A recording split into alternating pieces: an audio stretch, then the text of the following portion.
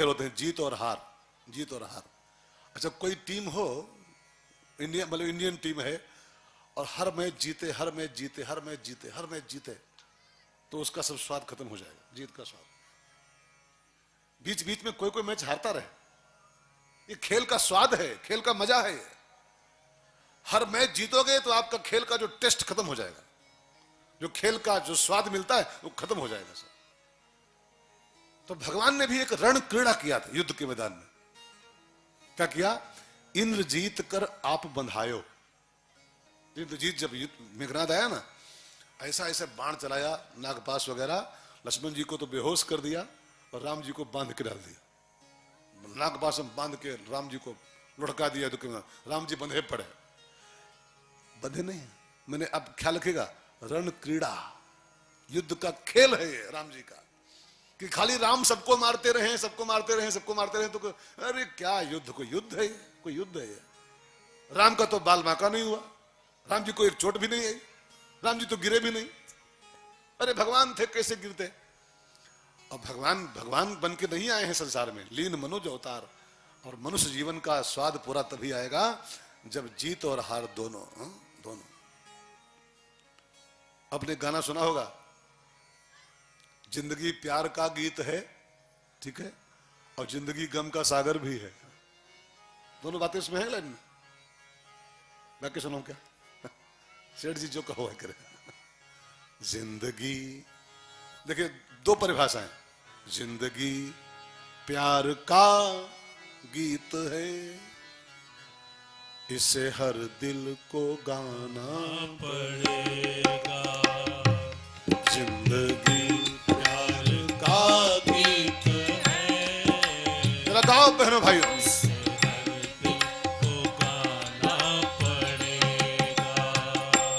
जिंदगी गम का सागर भी है, हंस के उस पार जाना पड़ेगा। जिंदगी गम का सागर भी है, हंस के उस पार जाना पड़ेगा। दो परिभाषाएं क्यों दी गई? जिंदगी का यही मजा है यार, खाली आनंद आनंद, खाली सुख सुख सुख सुख। जिंदगी का स्वाद से मर जाएगा आपके जीवन का। बीच बीच में दुख की मिर्ची खाते रहो, टेस्ट चेंज, टेस्ट चेंज। कोई पति पत्नी हो, रोज खाली प्यार ही प्यार, प्यार ही प्यार, प्यार ही प्यार, प्यार से वो आपका बकवास हो जाएगा। महीने में एक दिन कम से कम एक दो बार हाँ, स्वाद बदलना चाहिए यार। बीच बीच जंग में छोड़ो, अतश्री महाभारत कथा, उसके बाद प्यार में ताजगी आती है, नवीनीकरण होता है प्यार का। अब राम जी खाली जीतते रहते तो फिर राम का जीवन का स्वाद कहां बचता? राम जब रघुनाथ कीन रण क्रीड़ा, राम ने युद्ध में खेल रचाया और मेघनाथ के हाथों राम जी बेहोश हो गए, बंध गए। अब यहां पर भी एक शब्द ध्यान देकर सुनेगा, मेघनाथ बांधा नहीं था। देखा क्या है? मेघनाद कर आप बंधायो। राम जी ने अपने को बंधाया है मेघनाद के हाथों, बेहोशी का एक्टिंग किया है। हनुमान जी को मेघनाद बांधा नहीं था। आप पढ़िए क्या लिखा है, प्रभु कारज लग कपि बंधावा। मेघनाद की औकात है राम जी को बांधे हो, मेघनाद की औकात है कि वो हनुमान जी को बांधे, उसकी औकात लक्ष्मण जी को बेहोश करे हो। लक्ष्मण जी बेहोश होने वाले। जगमहु सखा निशाचर जेते, उसकी औकात क्या थी उस दुधमे बच्चे की? उसकी औकात कितनी थी लक्ष्मण जी के आगे? जगमहु सखा निशाचर जेते, लक्ष्मण हनई निमिष महुते थे। एक निमिष लक्ष्मण पूरे संसार दैत्यों को मार सकता, पूरे संसार दैत्यों को, और उसको वो बेहोश कर रहा है शक्ति मार करके। लक्ष्मण जी बेहोश हो गए, फिर हनुमान जी बूटी लाए, तब वो जिंदा हुए। ये सब संभव ही नहीं है, संभव ही नहीं है। इसको बोलते हैं रण क्रीड़ा, ये युद्ध के मैदान का खेल। कि चल थोड़ा तो भी स्वाद ले कि चलो लक्ष्मण जी को मैंने घायल कर दिया, राम जी को मैंने बांध दिया। राम जी को मेघनाद बांधेगा, उसकी औकात। जो राम जी बंध गए, बेहोश पड़े, तब नारद मुनि गरुण पठायो। नारद जी ऊपर से गरुण जी को भेजे, गरुण जी जाओ, राम जी सांप से बंधे हैं नागपाश से सांप तुम्हारा भोजन है गरुड़ जी का, जाओ वो सब सांप काट डालो, बंधन काट दो। तब बंधन काटी गयो उर गादा, गरुड़ जी आए, सब सांप काट डाले, बंधन काट दी राम जी के। लेकिन उपजा हृदय प्रचंड विषादा, उपजा हृदय प्रचंड विषादा, उपजा हृदय प्रचंड विषादा। बंधन काटते ही काटते गरुड़ जी को मोह हो गया कि यार ये कैसा भगवान, ये कैसा भगवान। बारिक नाम लेत जग जेऊ, जिसका नाम ले लो खाली एक बार राम का और सारे बंधन कट जाते हैं।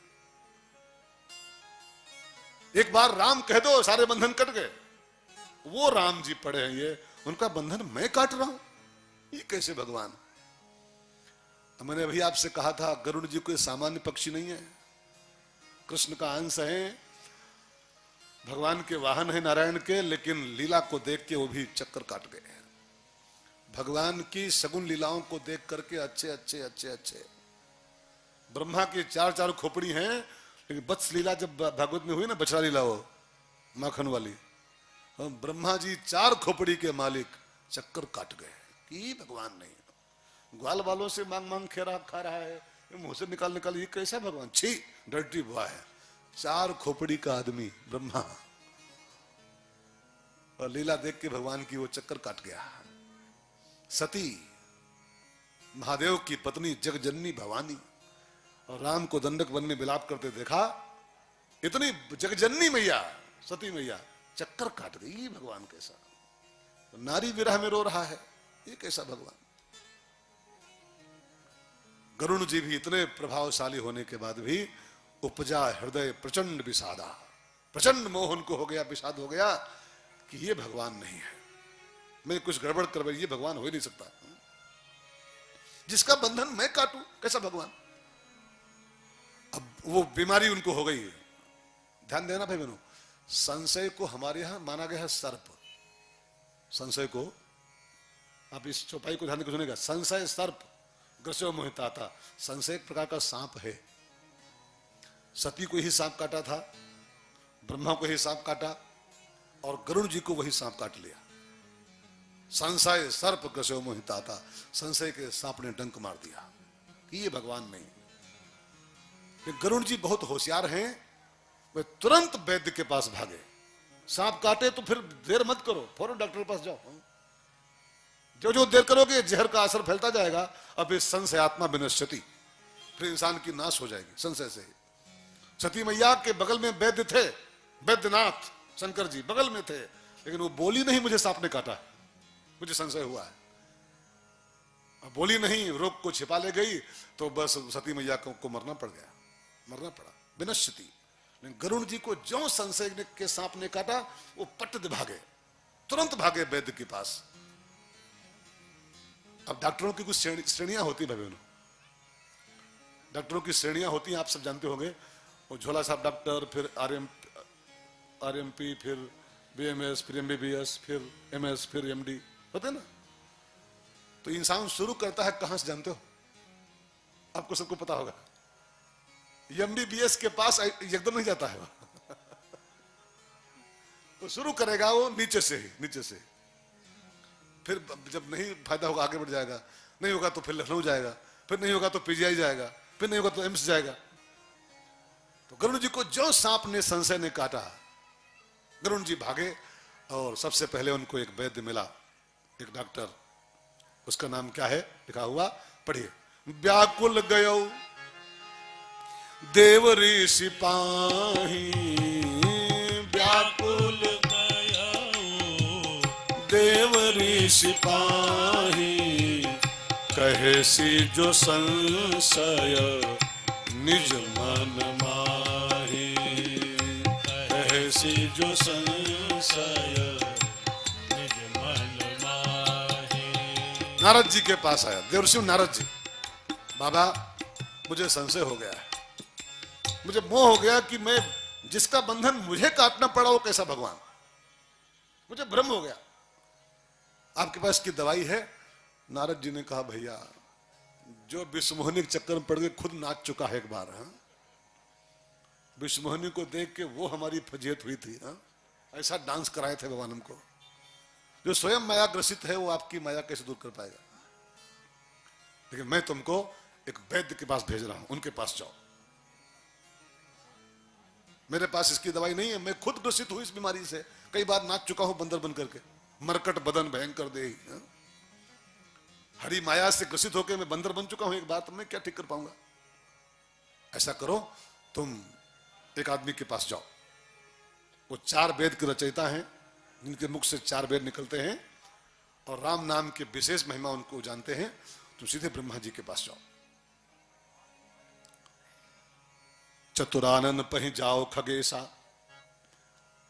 सोई करो जय होय निदेशा।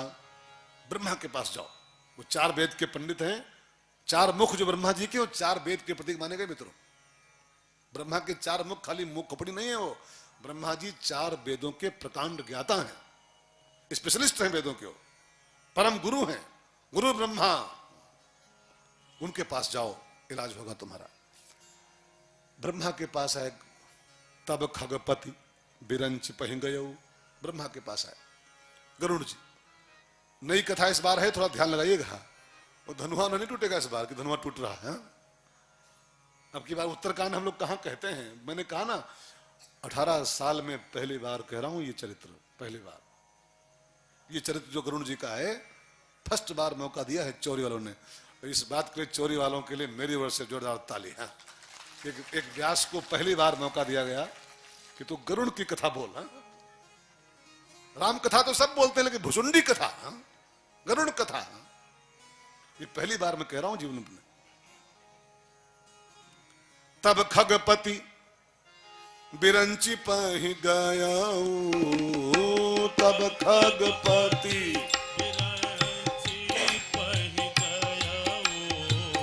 निज संदेह सुनावत भयौ, निज संदेह सुनावत भयौ। ब्रह्मा के पास आए गरुड़ जी और अपना पूरा संदेश सुनाया कि ब्रह्मा जी, मैं कैसा भगवान था वो, जिसके बंधन मुझे काटने पड़े, मैं भगवान को चिन्ह नहीं पाया। तो सब थोड़ा बढ़ा के तो ब्रह्मा जी अपनी खोपड़ी खुजवाए, कहा गरुड़ जी, मैं भी मरीज हूं इस मर्ज का यार। भागवत में वत्स लीला में जब भगवान बने थे बछड़े और ग्वाल, मांग मांग के खा रहे थे, तो मैं भी यही रोग पाल बैठा था कि ये भगवान नहीं हो सकता है। और जो स्वयं रोगी है वो वैद्य खाक बन पाएगा, दवा खाक कर पाएगा? स्वयं रोगी है। एक हमारे देहात में कहावत है ना, जवान जोगी और वैद्य रोगी और सूर पीठी घाव। अगर जवान आदमी कोई दाढ़ी बाल सब करिया होए और सन्यासी बन जाए, जोगी बन जाए, तो इन्हें जनपतिया हो, जल्दी विश्वास नहीं करना चाहिए। अरे 72 साल के बाबा गड़बड़ कर रहे हैं। हाँ, पक्की दाढ़ी वाले गड़बड़ कर रहे हैं, तो काली दाढ़ी वालों का जल्दी भरोसा नहीं करना चाहिए।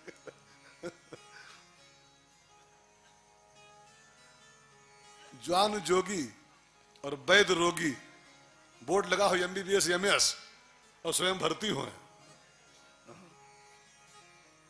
तो जानना ये डिग्री पाए हैं कहूं घूस दे के, डॉक्टर नहीं है। और सूर पीठी घाव, अपने को कोई वीर कहता हो, पीठ में घाव के हो, पीठ में घाव है, पीठ में मार खाया हो कहीं पर, तो कैसा वीर? जिसकी पीठ में घाव है वो वीर कैसा? अरे वीर होता हो छाती में मार खाता हो। इन्हें जनपतिया। तो ब्रह्मा ने कहा यार, वैद्य रोगी जिसके पास तुम दवा लेने आए हो ना, वैद्य मान के, वो वैद्य खुद रोगी है। भागवत की वो मेरी शंका अभी तक, कितनी पिटाई हमारी भगवान ने कराई थी, हमारे चौकीदारों से जो मार लगवाई थी, हड्डी हड्डी हमारी चरका दिया भगवान ने। तुम खुद रोगी यार, जो भगवान को नहीं चिन्ह पाया था, वो कैसे आपका ये संशय दूर कर पाएगा? ब्रह्मा जी ने कहा, गरुड़ जी, एक वैद्य है जो वैद्यनाथ है, MBBS MD, उसके पास मैं तो भेज रहा हूं। अब रास्ते में किसी से बात मत करना, सीधे वहीं जाओ MBBS MD के पास। कहाँ है? का देवघर में है, झाझा के पास, हाँ, बिहार में रहता है, हाँ? सीधे वहीं जाओ। का कौन? वैद्यनाथम, वैद्यनाथ के पास। बाकी सब वैद्य हैं, लेकिन वो बाबा वैद्यनाथ है। अब तुम जहां तहां मत कहना, सीधे वैद्यनाथ के पास जाओ। बैनतेय, गरुण जी, बैनतेय, बैनते माने गरुण। गरुण जी के बहुत नाम है उत्तराखंड में, बैनतेय, उर्गादा, ये सब उन्हीं के नाम पड़ते हैं। बैनतेय शंकर पहि जाहू,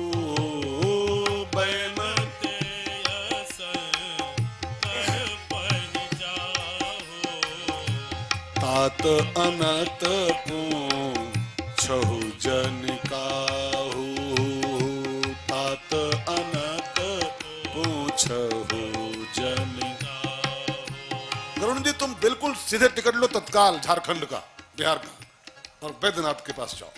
बीच में तात अनत पूछो जन काहू, और कहीं मत पूछना। लोग रास्ते मिलेंगे बहुत कि हमसे दवा लो, हमसे दवा लो, कहीं बीच भटकना ही मत, सीधे शंकर जी के पास जाओ। ये सूत्र दे रहे हैं मानो ब्रह्मा जी कि अपनी बीमारी को जहां तहां मत कहना, क्योंकि इस बीमारे तो हैं संसार में, और बीमार के पास लेके बीमारी जाओगे तो ठीक कर पाएगा आपको। वैद्य के पास सीधे जाओ। एक बड़ी बड़ी शेर मैंने आपको सुनाया है कई सालों में, एक बार फिर याद करो उस शेर को। इस बस्ती में, सेठ जी ध्यान देकर सुनेगा, इस बस्ती में हमारे आंसुओं को कौन पोंछेगा? इस बस्ती में, बस्ती संसार, इस बस्ती में हमारे आंसुओं को कौन पोंछेगा? यहां जिसको भी देखो उसका दामन भीगा लगता है। यहां सबकी तौलिया आंसुओं में भरी हुई है, अपने आंसुओं से अंगोछा भिगाए बैठे हैं लोग। आपके आंसू को एक खाक पहुंचेगा। सब दुखी दुखी, सब बीमार बीमार भरे हैं, सब बीमार। और बीमार के पास दवाई पूछने जाओ तो बीमार दवाई करेगा आपकी, वो खुद जो भर्ती है आईसीयू में, हा? सब बीमार भरे संसार में। अभी उत्तराखंड में एक प्रसंग आएगा, अभी बहुत बहुत गंभीर प्रसंग है, मानस रोग। मानस रोग, गरुण जी विष्णु जी कहेंगे, मानस रोग कछुक में गाय हैं सबके। ये रोग सबके नहीं होते, लेकिन इस रोग, मानस रोग के रोगी सब हैं। रोगी के पास दवा, दवा तो वैद्य के पास मिलती है। इसलिए बैनते शंकर पे जाओ, सीधे शंकर जी के पास जाओ, और तात अनत जन पूछो काओ। लोग मिलेंगे रास्ते में, हमसे कंठी ले, हमसे माला ले, हमसे दवाई ले, हमसे दवाई ले। और जो सबकी दवाई लेना शुरू कर दोगे, एक आदमी की आंख में माड़ा पड़ा, माड़ा होता, माड़ा समझते हैं, आंख में पड़ता सफेद सफेद वो फूली, फूली, हाँ फूली, फूली पड़ी एक आदमी आंख में। तो वो जा रहा था किसी दवाई के चक्कर में, तो उसको रास्ते में मिला है। अरे इसमें क्या, इसमें कौन दवाई, इमली की पत्ती पीसो और लगा लो, इमली की पत्ती पीस के फूली ठीक हो जाएगा। इमली की पत्ती पीसा और थोपा आंख में, फिर निकला घर से बाहर, दूसरा मिला, अरे इमली की पत्ती फूट जाएगी अखिए, ऐसा करो तुम मिट्टी के तेल दिया जलाओ, उसका जो कोयला निकलता है उस कोयले को बनाओ सुरमा, मिट्टी तेल वाला दिया, उसको भरो आंखों में, तब ठीक हो जाएगा, कट जाएगा सब। आया मिट्टी का तेल जलाया, दिया, और जो निकला कोयला उसको चुपड़ा, मिट्टी का तेल जहरीला होता है, विष होता है, उसकी आंखें फूल गई, फूली और फूली। तीसरा मिला, अरे ये लगाते हो फूट जाएगी आंख तुम्हारी, ऐसा करो जौ के आटा पिसाओ, उसकी रोटी बनाओ गरम गरम, और उसकी रोटी थोपो आंखों पर, ऐसे गरम गरम थोपो। अब फूली थी, अब रोटी गरम को थोप दिया तो और फूल गई। चौथा मिला, अरे ये मत करना, बरगद का दूध भरो आंखों में, तब ठीक हो जाके फूलेगा। अब दूध भर के बरगद का आंखियों की चिपक गई, होते होते जानते हो क्या हुआ, फूली जौ का त्यों रहा की आंखें फूट गई, फूली जौ का त्यों रहा आंखें गई उसकी। मेरे कहने का अभिप्राय, रास्ते में बहुत मिलेंगे, दवाई हमसे ले, दवाई हमसे ले, हमसे कंठी ले, हमसे मंत्र ले, लेकिन शंकर जी ब्रह्मा जी क्या कह रहे हैं, बैनते, कहीं रुकना मत, बहुत मिलेंगे भरमाने वाले, और खास करके कलिकाल में बहुत घूम रहे हैं, बहुत। दम्भिन निज मत कल्प के प्रकट किए बहु पंथ, तमाम पंथ लोग जगा दिए हैं जाने कौन कौन नाम से, और सब खाली समाज को मिसगाइड करते घूम रहे हैं, फंसाते हुए समाज को, सच्चाई नहीं को बताना चाहता है। सच्चाई से कोसों दूर लोग हैं सब, खाली हमारा परिवार बड़ा हो, हमारा ग्रुप बड़ा हो, समाज को फंसा रहे हैं, हमसे कंठी लो, हमसे दवाई लो, हमसे दवाई लो। ब्रह्मा जी करे तात अनत जन पूछे काऊ, बीच में कोई भी भरमाए बकाए मिसगाइड करे, कहीं टिकना मत किसी के पास, सीधे जो वैद्यनाथ है उसके शरण में जाओ। गुरुर विष्णु ब्रह्मा, गुरुर विष्णु, गुरुर्देव महेश्वरा, सीधे सदगुरु के पास जाओ। अब देखो एक बात यहां एक और समझने वाली है इस प्रसंग में। पहले मिले नारद जी, नारद जी संत हैं, और संत मिले तब सदगुरु की प्राप्ति होने जा रही है, तब शंकर मिलने जा रहे हैं। नारद जी संत हैं और शंकर सदगुरु हैं। इसका मतलब क्या है कि सदगुरु की प्राप्ति आपको तभी होगी लास्ट में, डायरेक्ट नहीं मिलता है। पहले तो सत्संग करना पड़ता है, जब किसी संतों के पास रहोगे, सत्संग करोगे, तब सत्संग से आपको गुरु के पास पहुंचने की आज्ञा मिलेगी, और तब आप वैद्यनाथ के पास। डायरेक्ट नहीं पहुंचता है कोई। नारद जी मिले, नारद जी ब्रह्मा के पास भेजे, और ब्रह्मा आप शंकर जी के पास भेज रहे हैं। ये क्रम है, सीढ़ी है सब।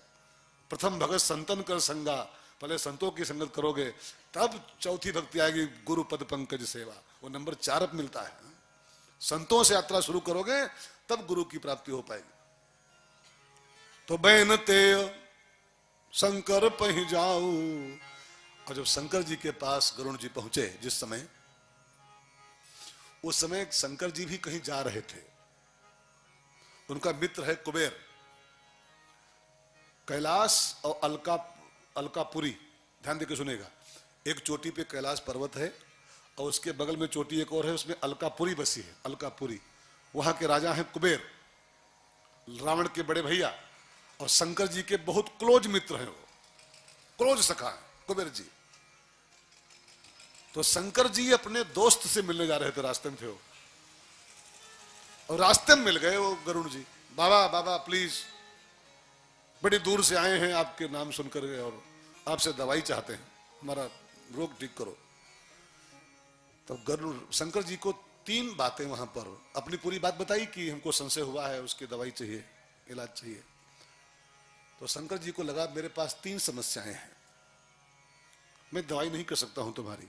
3 प्रॉब्लम मेरे सामने। कौन कौन? 1, मिले गरुण मार्ग महमोही, रास्ते में मिले हमको तुम हो। अच्छा, कोई डॉक्टर रास्ते में जा रहा हो गाड़ी से, अपनी मोटरसाइकिल से, और रास्ते में डॉक्टर साहब वो बहुत तेज बुखार भरा है, वो दवाई दो, वो रास्ते में है, का दवाई देगा? दवाई उसकी क्लिनिक पर मिलती है। शंकर जी के हैं तो बहुत बड़े डॉक्टर, वो बहुत बड़े वैद्य, लेकिन प्रॉब्लम क्या थी, वो स्वयं मार्ग में थे, यात्रा में थे, और डॉक्टर यात्रा में हो, दवाई कहां कर पाएगा, है ना? क्लिनिक पे बैठा हो, उसका बक्सा हो, आला हो, सुई हो, मशीन हो, सब नापे जोखे, है ना? इसकी कुछ प्रक्रिया होती है, थोड़ा दवाई को ऐसे रास्ते में, महाराज जी जरा बीपी नापो, चेक करो, मशीन कहां उसके पास? तो भगवान शिव ने कहा, मरीज भैया गरुण जी, रास्ते में मिले हो, रास्ते में कहीं दवाई होती, क्लिनिक हमारा बहुत दूर है, हम जा रहे हैं मित्र के यहाँ मिलने, अपने कुछ उसके मुंडे नुंडे जा रहे हैं दावत में, तो रास्ते में दवाई हो नहीं पाती। और दूसरी बात एक और है, जो स्वयं मार्ग में है, ये शंकर जी दूसरा संदेश दे रहे हैं कि जब स्वयं मार्ग में जो है, वो किसी को मंजिल तक कैसे पहुंचा पाएगा? मंजिल तक वही पहुंचा सकता है जो मंजिल पर हो, जिसके पास मंजिल हो, जो सिद्धि प्राप्त कर चुका हो। वो रास्ता बताए तो सिद्धि मिला देगा आपको, आपके समाधान कर देगा। लेकिन जो स्वयं रास्ते में भी है, मार्ग में, साधना में जो स्वयं लगा हुआ है। अब शंकर जी की प्रॉब्लम है कि मैं स्वयं मार्ग में हूं यार भैया, मैं स्वयं ही मंजिल पर नहीं पहुंचा हूं, तो मैं आपकी समस्या का हल कैसे कर पाऊंगा? मिले हो गरुण मार्ग महमोही, रास्ते में मिले हो। और दूसरी बात एक और है, मरीज का सही इलाज वही कर पाएगा जिस डॉक्टर की भाषा वो मरीज समझे। वो डॉक्टर खाली दवाई नहीं तो कुछ और बताता भी बहुत कुछ है, ये खाना चाहिए, ये करना चाहिए, ऐसे सोना, ये रहना, वो ऐसा पानी पीना। अब पता लगे आप भर्ती हो जाओ जाके जापान में, हाँ? वो डॉक्टर आए चल पाओगे, जापानी में समझ पाओगे आप? मैं डॉक्टर हूं जरूर, लेकिन मैं तुम्हारी भाषा डॉक्टर नहीं हूं। हमारी बात तुम जान नहीं पाओगे, हम क्या बोलेंगे आपसे। तुम पक्षी हो, हम शंकर हैं, हमारी बात तुम कहां जान पाओगे। हम बताएंगे परहेज करो, तुम कर नहीं पाओगे। हम बताएंगे ऐसे रहो, ये जीवन शैली बनाओ, और तुम मेरी भाषा जान नहीं पाओगे।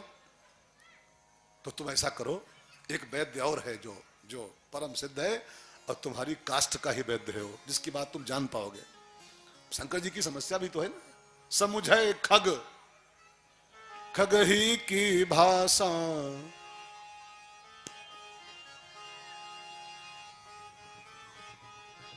हाँ? समुझे खग खग ही की भाषा, पक्षी पक्षी की भाषा आप समझ पाता है।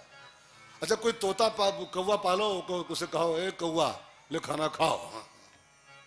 तो कौवा जान पाएगा क्या बोल रहे हो आप। इसे अपने हक कुतवा है ना, अपने कुतवा, इंडियन कुतवा, उनको बुलाओ तू चले आता, तू चले आता। हम गए बैंकॉक थाईलैंड कथा करने के लिए, तो वो कुतवा बुलाए, वो कुतवा को याद आता, हमने बोला वो नहीं आया, तू करिए बे न करे। अब वहां की दूसरी भाषा, वहां के लोग बुलाते हैं कुतवा को अपनी लैंग्वेज में, चला आता है चुपचाप। अब इंडियन में तू करे, तू काट खाएगा लपक करके, तू जनता नहीं क्या होता है। तो अगर मैं तुमसे कुछ कहना भी चाहूं कि ये संशय समाधान ये है, तो हमारी लैंग्वेज आपके पल्ले नहीं पड़ेगी, तुम पक्षी हो। एक गुरु है जो आपके संशय को दूर कर सकता है, और मैं मार्ग में हूं, मंजिल बैठा हुआ है। उस गुरु का नाम है काक भुसुंडी जी महाराज। परम सिद्ध है वो, कौवा है तो क्या हुआ, परम सिद्ध है। समाधान की प्राप्ति उसको हो चुकी है जीवन में। मैं आपको भेजूं, तुम वहीं जाओ। वो नित्य कथा कहते हैं नीलगिरी पहाड़ पर, तुम जाके उनकी सत्संगति करो, कथा सुनो।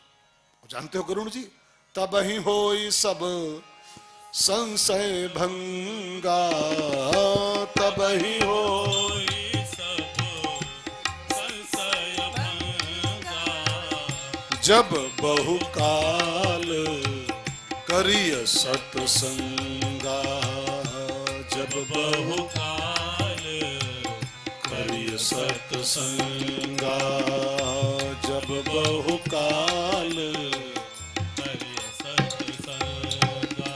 इंसान की जिंदगी के संशयों का समाधान तभी होता है जब वो बहुत समय सत्संग करे, और सत्संग भी करे उस भाषा का जो उसके समझ में आए। अच्छा, कोई बुलाओ अमेरिकन विद्वान, चाइनीज कोई बुलाओ दार्शनिक, चौरी में चाइना का पंडित बुलाओ कोई जो वहां कथा करता हो चाइना की भाषा में, और उसको रुपया दो 15 लाख, अब आओ चौरी आओ चाइना वाले, और आके शुरू करे छुंग छुंग चिंग चिंग छुंग छुंग, तो आपके कोई पल्ले पड़ेगा। और जब पल्ले नहीं पड़ेगा तो संशय कैसे आपका दूर होगा। और संशय दूर होगा तब जब बहुकाल करी सत्संगा, वो भी अपनी जो भाषा आपकी समझ में आए उसमें। तो तुम जाओ भुसुंडी जी की शरण में, वो आपकी भाषण कथा कहते हैं, जाके कथा सुनो उनके मुंह से, बहुत दिन तक बैठ करके तुम्हारे सारे प्रश्नों का उत्तर अपने आप मिल जाएगा। जाओ नीलगिरी पहाड़ पे जाओ। तो भुसुंडी जी, गरुड़ जी ने कहा, गुरु जी, शंकर जी, उनका पूरा पता लिखाओ, कहाँ रहते हैं, उनका कैसे पहुंचेंगे। तो आप भी पता लिखो, भुसुंडी जी कहाँ रहते हैं, एड्रेस लिखे। यहाँ नहीं है वो, यहाँ नहीं, उनका एड्रेस स्पेशल एड्रेस है उत्तर दिशा, हिमालय के भारत के पूरे उत्तरी छोर में, नेपाल के आसपास, नेपाल में, इंडिया में नहीं, नेपाल में। उत्तर दिशा सुंदर गिरि नीला, एक बहुत सुंदर पहाड़ है नीलगिरी पर्वत, नीलगिरी। आप नाम सुने हो कभी नीलगिरी का? नीलगिरी पहाड़ नेपाल में पड़ता है, बहुत ऊंचाई पर है, बहुत ऊंचाई पर, कैलाश से ऊंचा है। उत्तर दिशा सुंदर गिरि नीला, तहराह काक भुसुंडी सुशीला, तहराह काक भुसुंडी सुशीला। राम भगति पथ परम प्रवीणा, राम भगति पथ परम प्रवीणा, ज्ञानी गुण ग्रह बहुकालीना, ज्ञानी